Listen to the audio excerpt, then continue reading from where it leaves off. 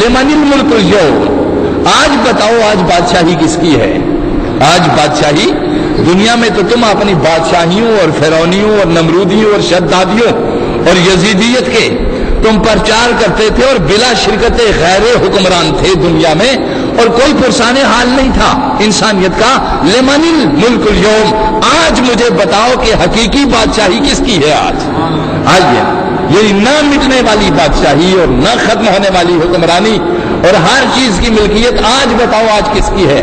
वहां पे परवरदिगार फरमा रहा है जब उसकी हुक्मरानी का पूरा नजारा सामने होगा और कोई भी किसी शख्स का, कोई भी किसी का फायदा नहीं कर सकेगा, कोई किसी की सिफारिश कबूल न कर सकेगा। तो वहां फरमाया गया कि तुम याद करो वला युकबलु मिनहा शफा। अब ये आयत पूरी और इसका पूरे का पूरा मौजू बनी इसराइल की तरफ है, और बनी इसराइल चूंकि कुफ्र और नाफरमानी के अंदर थे। बनी इसराइल क्या थी उनकी हालत? कुफ्र की और नाफरमानी की। कुफ्र और नाफरमानी के सबब से उन्होंने अपनी तमाम तर चीजों को क्या कर दिया? खत्म कर दिया।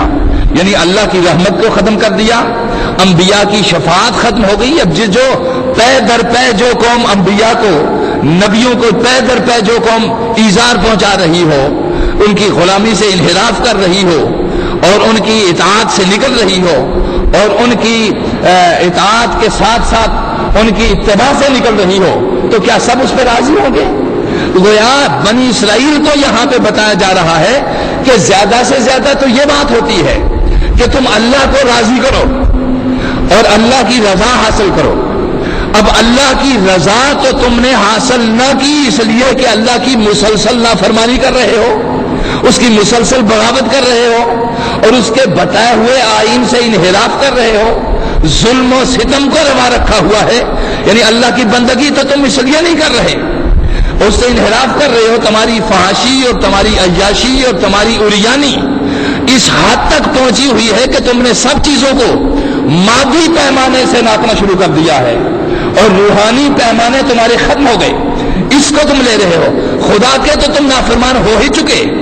अब ज्यादा से ज्यादा ये उम्मीद की जा सकती थी कि अगर तुम खुदा के किसी महबूब से जुड़े हुए होते, अल्लाह के किसी पैगंबर से तुम जुड़े हुए होते और अल्लाह के किसी पैगंबर की इत्तिबा में होते, अगर तुमसे कोई गलती हो भी जाती तो हमारा दस्तूर यह है कि जब मेरा कोई अपना, मेरा कोई दोस्त या मेरा कोई वली या मेरा कोई नबी अगर मुझे ये कह देता है कि इस बंदे की खताएं माफ कर दी जाए, तो मैं अपने हर दोस्त की बात को मान लेता हूं। तुमने वो रास्ता भी बंद कर दिया और तुमने मेरी भी पै दर पै मुसलसल नाफरमानी की है और तुमने मेरे अंबिया को भी मुसलसल कत्ल किया है।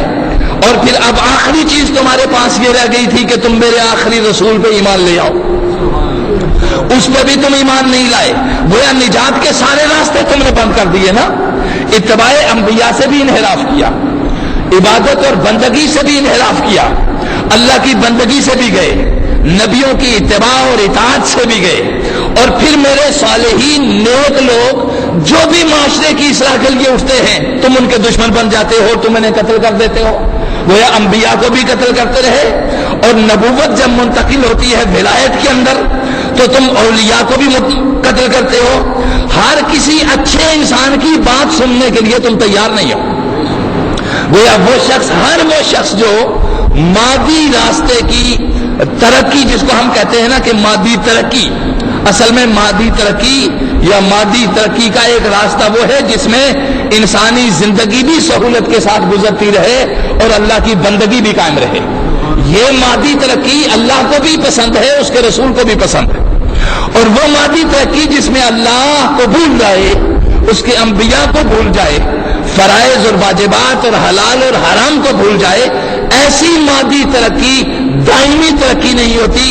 एक वक्त तक, जब तक इंसान उसको लेकर चल सकता है आगे, जब उसके आसार जवाब दे देते हैं वो खत्म हो जाती।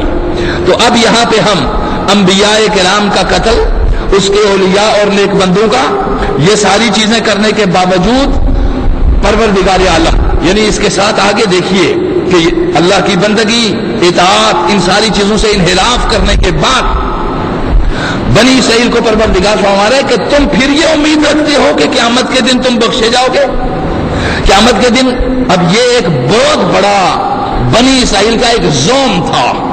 بنی اسرائیل کا وہ کیا تھا یہ میں آپ کو بتاتا ہوں کہ بنی اسرائیل کے بگاڑ کی بہت بڑی وجہ یہ تھی کہ آخرت کے عقیدہ ان کا ختم ہو گیا تھا.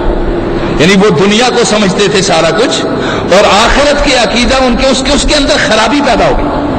عقیدہ آخرت میں جب خرابی ہو جائے پیدا تو انسان یہ بھول جاتا ہے کہ میرا احتساب بھی کہیں پہ ہوگا. تو آخرت کے عقیدے میں بنی اسرائیل کے کیا خرابی پیدا ہوئی یہ بھی آپ کو بتاتا ہوں.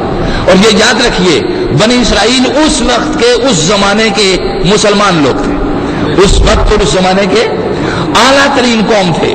میں یہ بتا چکا سارے خطابات میں پیچھے، اعلیٰ ترین لوگ تھے اس وقت. مذہب اور دین جس کو کہا گیا اس وقت وہ زمین پہ صرف بنی اسرائیل کے پاس تھی الہامی کتابیں، تورات، زبور، انجیل بنی اسرائیل کے پاس. یعنی اپنے زمانے کے مسلمان تھے. وہ مسلمان کس کو کہتے ہیں؟ تسلیم کرنے والے کو. توحید کو تسلیم کرے، رسالت کو تسلیم کرے، آئین الہی کو تسلیم کرے، آئین پیغمبر کو تسلیم کرے، اتباع اور اطاعت کرے، اس کو کہتے ہیں مسلمان. یہ بات ہی. اور یہ بنی اسرائیل کے لوگ اس وقت کے تسلیم کرنے والے تھے کتابوں کو بھی، اور تسلیم کرنے والے تھے توحید کو بھی، اور تسلیم تھی ان کو رسالت بھی. مگر مفادات کی جہاں پہ بات آتی یہ اللہ کو بھی پیچھے چھوڑ دیتے، انبیاء کو بھی پیچھے چھوڑ دیتے، اور مصلحین جو اصلاح کرنے والے لوگ تھے ان کو بھی کیا کرتے؟ یعنی مفادات کو ترجیح دیتے. ان کے مفادات اللہ، رسول، ایمان، آخرت وہ سب بھول جاتے جہاں مساوات، جہاں پہ یہ بات مفادات کی آتی. تو بنی اسرائیل کی ذہنیت تھی. آج بھی جس قوم کے اندر یہ ذہنیت ہوگی کہ وہ دین کے اوپر، اللہ کی بندگی کے اوپر، رسولوں کی اتباع و اطاعت کے اوپر اور اس کے صالحین بندوں کی صحبت پہ مفادات کو ترجیح دے گا، اس کا حشر بھی وہی ہوگا جو فرعون کی اس بنی اسرائیل کا ہوا ہے. یعنی یہ ایک عمل جاری ہے، اس سے کوئی نہیں ہو سکتا. اب نافرمانی اللہ کی بھی کر رہے تھے، کس سبب سے؟ مفادات کو ترجیح دے دیتے تھے عبادات کے اوپر، اور نافرمانی کرتے تھے کس سبب سے؟ کہ مفادات کو ترجیح دے رہے تھے انبیاء کے احکام پر، شریعت اور سنت پر مفادات کو ترجیح دے دی. بس فقط یہ اتنا بڑا ان کا کارنامہ تھا کہ مفادات جہاں پہ بھی آئے وہاں اللہ بھی بھول گیا، اس کے رسول بھی بھول گئے، اس کے صالحین لوگ بھی بھول گئے. اس کے باوجود ان کا ایک عقیدہ تھا جو آج بھی ہمارے اندر بھی پایا جاتا ہے. یہ میں آپ کو پوری طرح سمجھانا چاہوں گا کہ اللہ، اس کے انبیاء، اس کے صالحین، یہ تین لوگ ہیں. بنی اسرائیل کی ذہنیت یہ ہو گئی تھی کہ مفادات پہ ہر شے کو کیا کرتے تھے؟ ترجیح دیتے تھے.